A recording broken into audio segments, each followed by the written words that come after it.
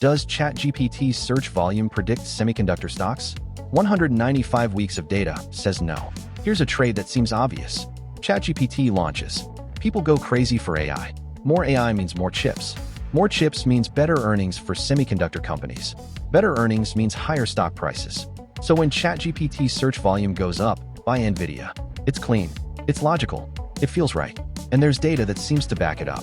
If you plot ChatGPT's search interest against Nvidia's stock price from November 2022 to July 2026, you get a correlation of 0.888. That's extraordinarily high.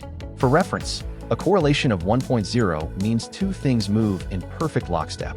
0.888 is close to that. Case closed, right? Not quite. Here's another number from exactly the same dataset, -0.002.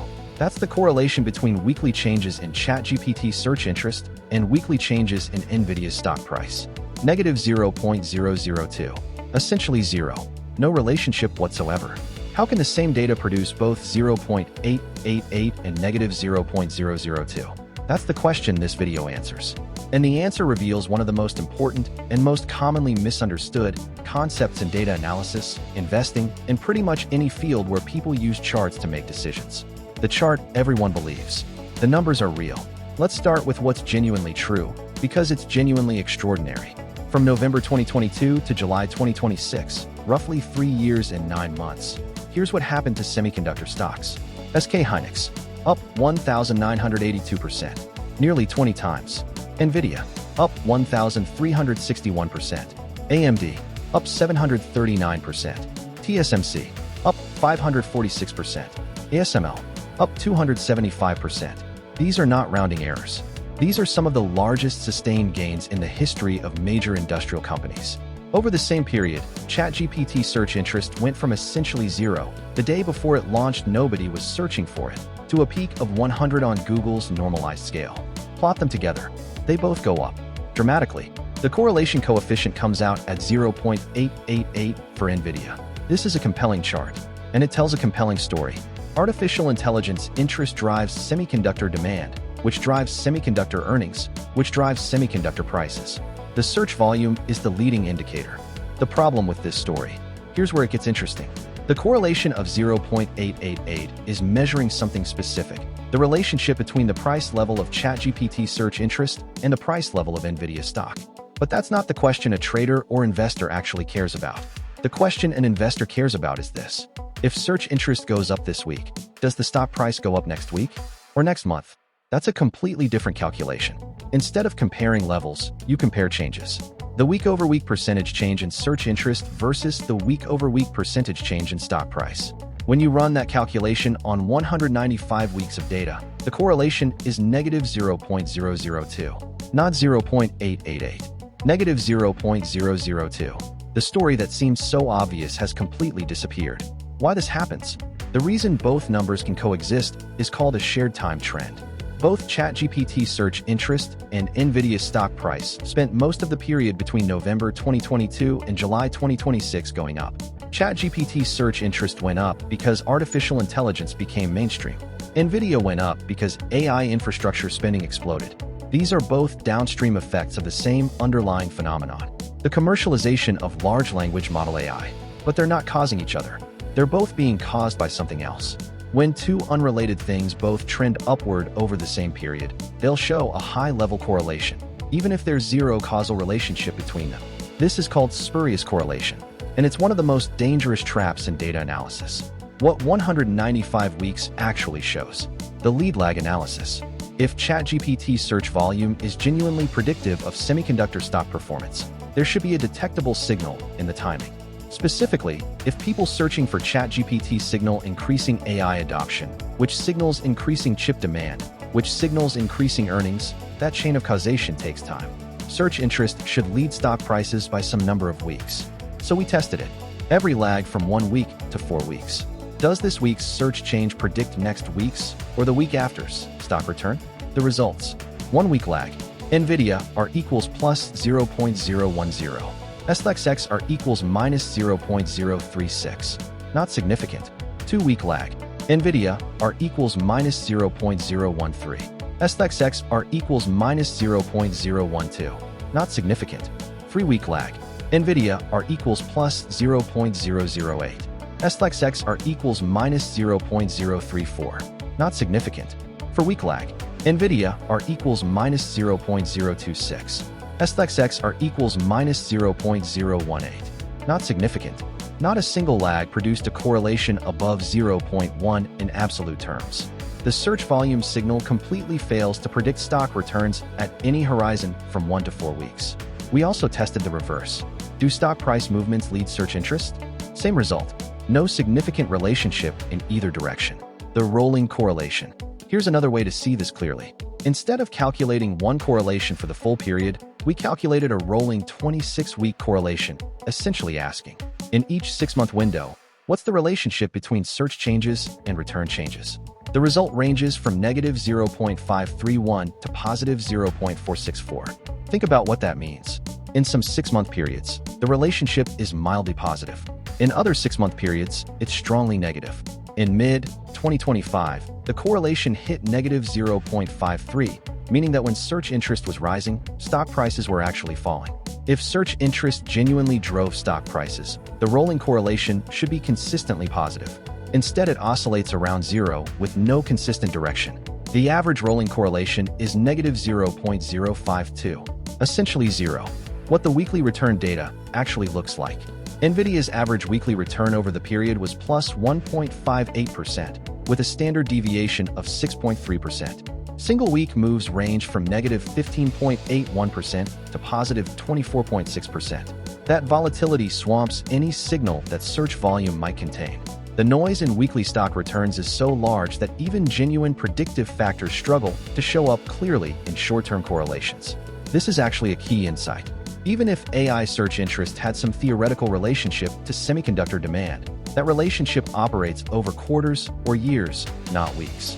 The timescale mismatch alone would destroy any short-term correlation. Spurious correlation. How smart people get fooled. That is SUS problem. There's a website called tylervigen.com that specializes in finding absurd spurious correlations in real data. One of their entries, Google searches for the phrase that is SUS, a gaming meme, correlates with Nvidia's stock price at 0.93, higher than our ChatGPT correlation of 0.888. That is, SUS searches did not drive Nvidia's stock price. This is obviously true, but the correlation is real, and it's real for the same reason the ChatGPT correlation is real. Both trends were rising over the same period.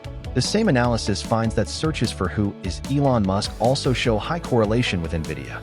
This isn't a joke about bad data. It's a demonstration of a fundamental statistical principle. Correlation between levels is almost always spurious when both series share a common trend, regardless of whether that trend is caused by the same underlying factor.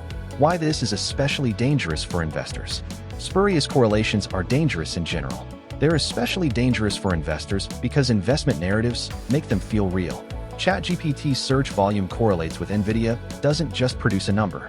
It produces a story. Artificial intelligence interest, chip demand, earnings, stock price. The story makes the number feel causal even when it isn't. This is confirmation bias operating at a statistical level. The chart seems to confirm what you already believe, that AI interest drives chip stocks, so you accept the chart as evidence without questioning what the correlation is actually measuring. The technical name for what we calculated, 0.888, is a level correlation between two non-stationary time series. Statisticians know to treat this with extreme suspicion. Most investors don't know to ask the question. The broader pattern. This isn't a problem unique to semiconductor investing or AI. Anytime two things both trend upward over a long period, they'll show high-level correlations. Housing prices and avocado prices, stock market indices and any growing industry, technology adoption and any company that benefits from it.